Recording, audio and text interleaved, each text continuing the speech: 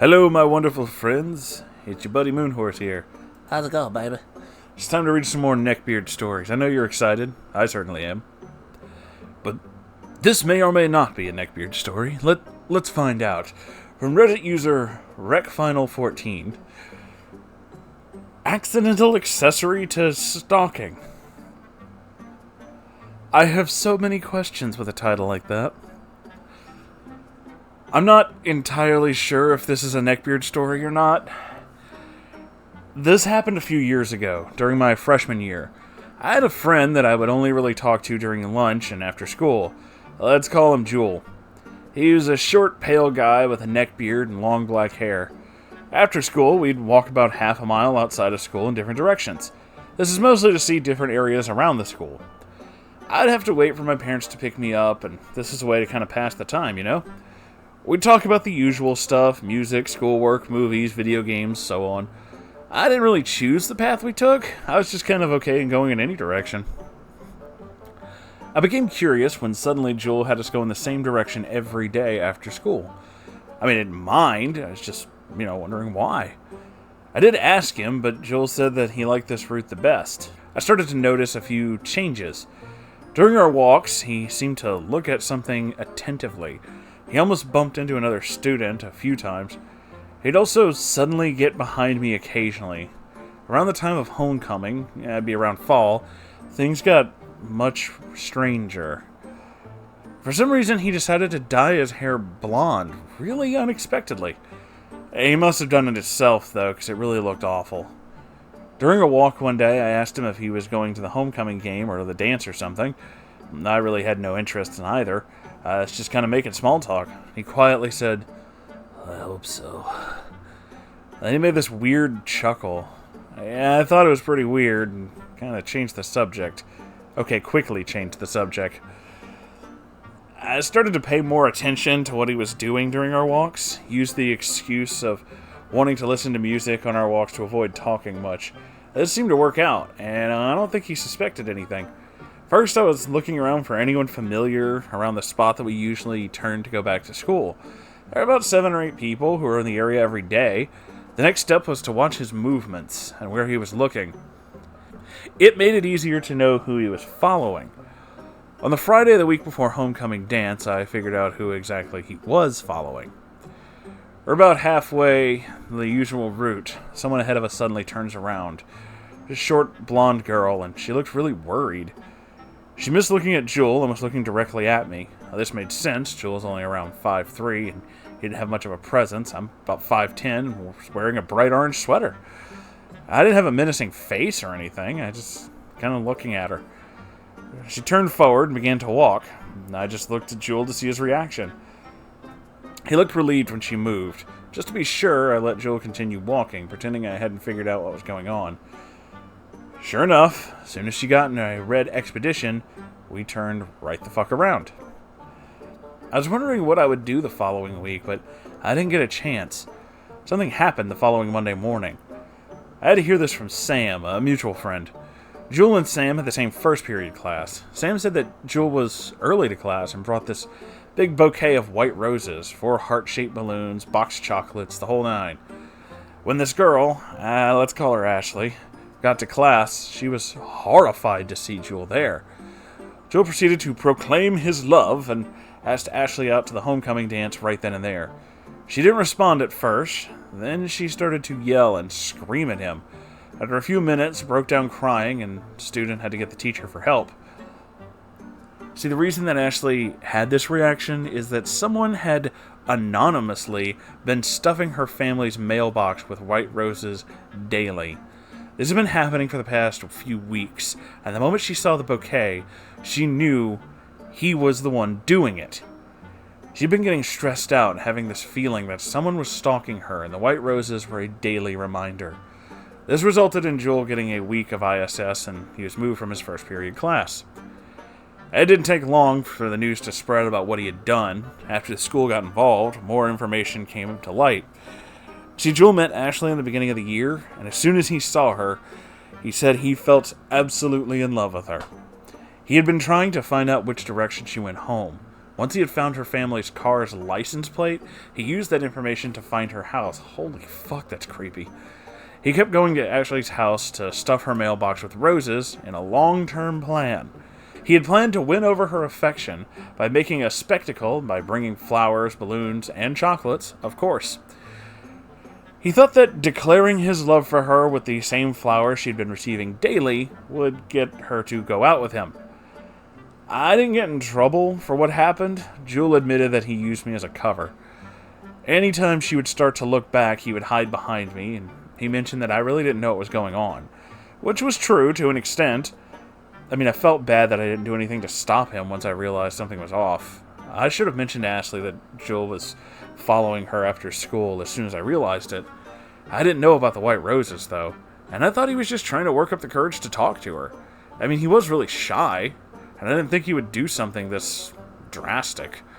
I didn't get a chance to apologize to Ashley, however. We didn't see each other after what happened. After his week in ISS, Jewel realized that he had lost his friends.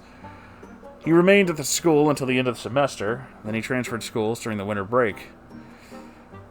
Wow. That... Whew. I don't know if that counts as a neckbeard story, but that is absolutely, like, the wrong way to do something. Like, I see what his plan was, and yeah, you kind of spelled it out too, but I also see what his plan was. And really, as he should have just kind of thought about this a little more, or if he didn't, like if he wasn't going to think about it too much or something, just gauge reaction immediately. You know, just kind of gauge the reaction about what's happening here. Okay, you gave her this rose anonymously as like a secret admirer. If she's fucking creeped out, just stop. Just stop. You fucked up. You failed. Leave it alone. You fucked up. Stop doing that. Honestly, apologize. Like if I thought that was something to do to, say, like someone I admire, and the first thing she does is tell people, like, that freaked me out. Like, I'm freaked out. I don't know who the fuck this is. This is creepy. This is weird. My first reaction would be to honestly talk about that. Would be to find this person and be like, listen, I can explain what I was trying to do, but I didn't do it right. That's on me. I'm sorry about that, and I totally understand if you're pissed. That was not cool. I mean, I fucked up. I fucked up. Own it. Just own it. You fucked up. Own it. And honestly, maybe they'll be understanding. Maybe she'll probably be freaked out, and probably not as freaked out as she got, like, a bunch of them over, like, months periods.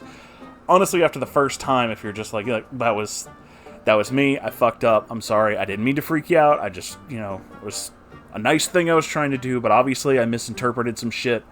Totally fucked up. Super sorry about that. Totally understand if you're pissed and don't want to talk to me ever again. I get it. I shouldn't have done that.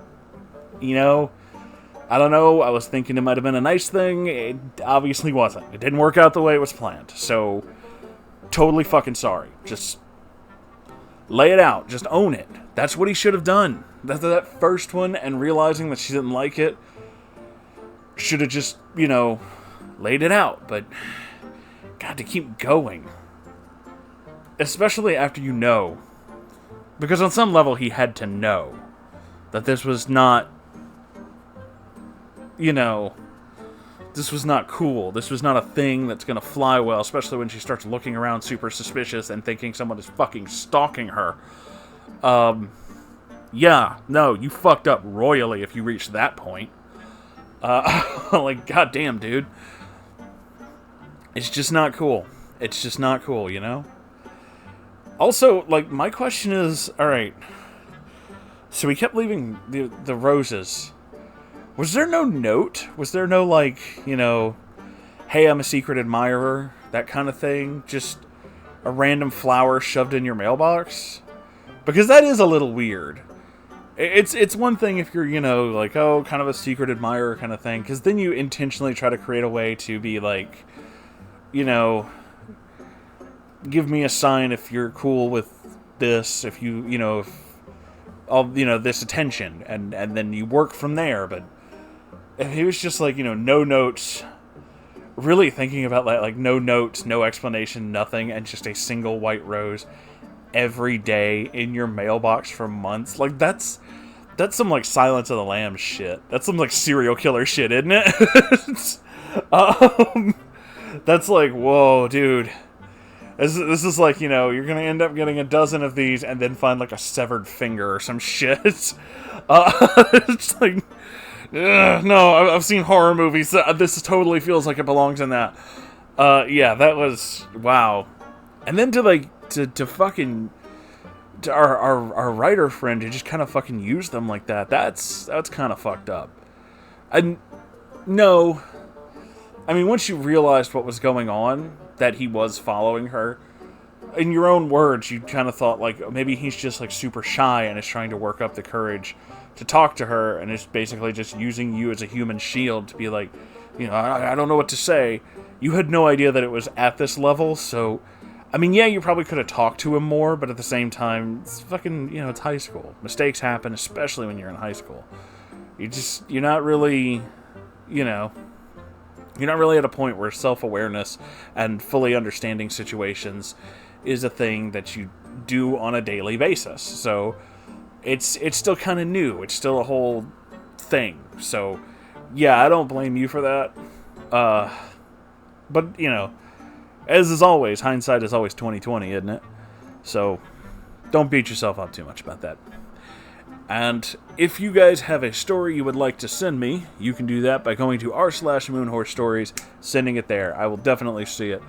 And if you'd like to keep the lights on in this place so I can keep doing whatever the fuck it is I do here, you can do that by donating to my Patreon or buying stuff from the merch store. I mean, or like if you're like super awesome, you could just do both. That'd be like really cool.